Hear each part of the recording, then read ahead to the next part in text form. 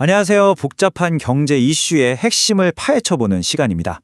오늘은 우리나라 대표 기술 기업이죠. 네이버가 처한 아주 기묘한 역설에 대해 이야기해 보려고 합니다. 자, 이 숫자 마이너스 36% 이게 뭘 의미할까요? 바로 네이버에 5년간 장기 투자한 분들이 받아든 정말 뼈아픈 수익률입니다. 이상하죠? 회사는 분명히 성장하고 있었는데 말이에요. 이익은 늘어나는데 주가는 떨어진다. 이 모순 때문에 정말 많은 투자자분들이 혼란에 빠졌습니다. 오늘 이 시간을 통해 도대체 왜 이런 일이 벌어졌는지 그 수수께끼를 한번 풀어보겠습니다. 자, 그럼 본격적으로 시작해볼까요? 바로 이겁니다. 우리가 오늘 파헤쳐볼 핵심적인 역설이죠. 주가는 이렇게 약세를 면치 못하는데 회사의 이익은 견조했다는 것. 한마디로 회사의 펀더멘털, 그러니까 기초 체력과 주가 사이에 엄청난 괴리가 생긴 겁니다.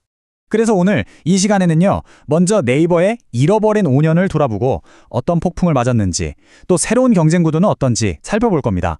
그리고 이걸 극복하기 위한 AI 전략과 내부 체질 개선, 마지막으로 앞으로의 전망까지 이 6가지 순서로 차근차근 짚어보겠습니다. 네, 첫 번째 이야기입니다. 대체 지난 5년 동안 무슨 일이 있었던 건지 그 시간의 흐름을 따라가 보면서 먼저 상황부터 정리해보죠. 정말 롤러코스터 같았죠.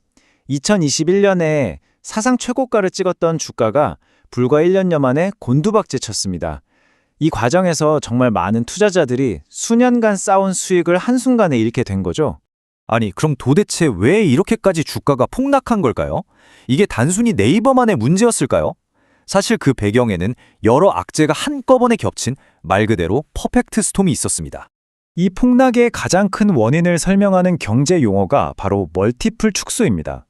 좀 어렵게 들리죠? 쉽게 말해서 회사가 돈을 못 벌어서가 아니라 앞으로 이 회사가 덜 성장할 것 같으니까 투자자들이 이 회사 주식에 비싼 값을 쳐주지 않으려고 하는 현상이에요. 시장의 기대치가 확 꺾여버린 거죠. 그 방아쇠를 당긴 게 바로 금리 인상이었습니다. 금리가 오르면 미래 벌돈의 가치가 현재 시점에서 뚝 떨어지거든요. 특히 네이버처럼 미래 성장성을 보고 투자하는 기술주들한테는 이게 아주 치명타였던 겁니다. 자, 여기서 진짜 흥미로운 지점이 나옵니다. 똑같은 위기를 맞았는데 글로벌 경쟁사인 구글, 즉 알파벳은 V자 반등에 성공했어요. 왜냐? 구글 클라우드라는 새로운 성장 엔진이 있었기 때문이죠. 반면에 네이버는 사업 대부분이 국내에 묶여 있다 보니 이런 외부 충격에 훨씬 더 취약할 수밖에 없었던 겁니다. 엎친 데 덮친 격으로 거시경제만 문제가 아니었습니다. 네이버의 심장부라고 할 수 있는 국내 사업, 바로 그 안방이 사방에서 도전을 받기 시작했습니다. 한번 보세요. 이커머스에선 쿠팡의 로켓 배송에 밀리고 알리, 테무 같은 중국 플랫폼의 초저가 공세까지 받게 됐죠. 검색 시장에서는 구글의 점유율이 무섭게 치고 올라왔고요. 심지어 큰돈 들여 인수한 미국 회사 포시마크는 승자의 저주가 아니냐는 우려까지 나오면서 투자자들의 불안감을 키웠습니다. 이 그래프가 모든 걸 말해주죠. 한때 70%를 넘으면서 독주하던 네이버의 검색 점유율이 이제는 구글과 거의 턱 밑까지 추격당한 상황입니다. 정말 팽팽한 싸움이 된 거죠. 자, 지금까지 문제점들을 쭉 짚어봤는데요. 그럼 네이버는 이 위기를 그냥 보고만 있었을까요? 당연히 아니겠죠. 네이버가 준비한 반격의 카드는 바로 2026년을 겨냥하고 있습니다. 네이버는 2026년을 AI 수익화의 원년으로 선포했습니다. 그동안 막대한 돈을 쏟아부었던 자체 AI 기술 하이퍼클로바 X를 통해서 드디어 돈을 벌기 시작하겠다는 겁니다. 그 핵심 전략이 바로 이 롱테일 쿼리의 경제학입니다. 이게 뭐냐면 사용자가 아주 길고 복잡한 질문을 던졌을 때 AI가 딱 맞는 정답을 요약해서 보여주는 거예요. 그리고 그 바로 아래에 정말 그 사람에게 꼭 필요한 맞춤형 광고를 붙이는 거죠. 당연히 광고 효과가 엄청나게 높아질 수밖에 없겠죠.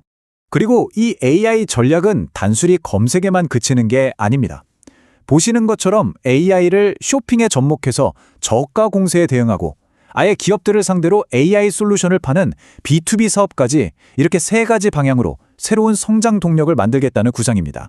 하지만 이런 기술적인 혁신만으로는 부족합니다. 투자자들의 신뢰를 회복하려면 회사의 체질 자체를 바꿔야겠죠.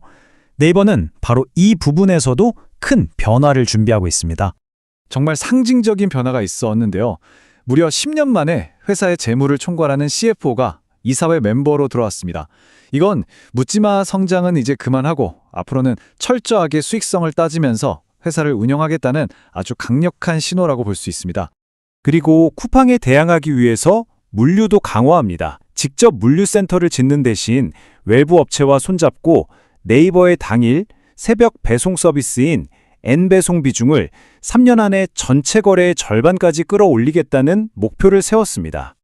그리고 아마 투자자분들이 가장 반가워할 소식일 텐데요. 앞으로 회사가 벌어들인 현금의 상당 부분, 최대 35%를 배당이나 자사주 매입 같은 주주 환원에 쓰겠다고 약속했습니다. 주가 부양에 대한 의지를 확실히 보여준 거죠.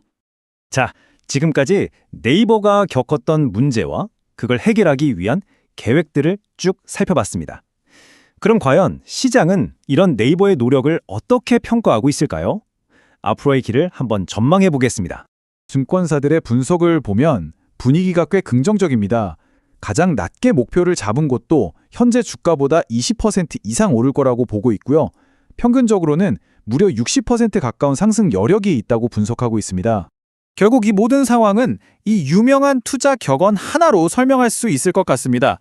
기업의 본질 가치가 주인이라면 주가는 그 주인을 따라다니는 개와 같다는 거죠. 지난 5년 동안 네이버라는 이 개는 주인보다 정말 한참 뒤처져서 걸어왔습니다. 이제 네이버가 내놓은 2026년 전략은 이 멀어진 거리를 마침내 좁히기 위한 계획인 셈이죠. 이제 남은 질문은 단 하나입니다. 과연 그 시점은 언제가 될 것인가?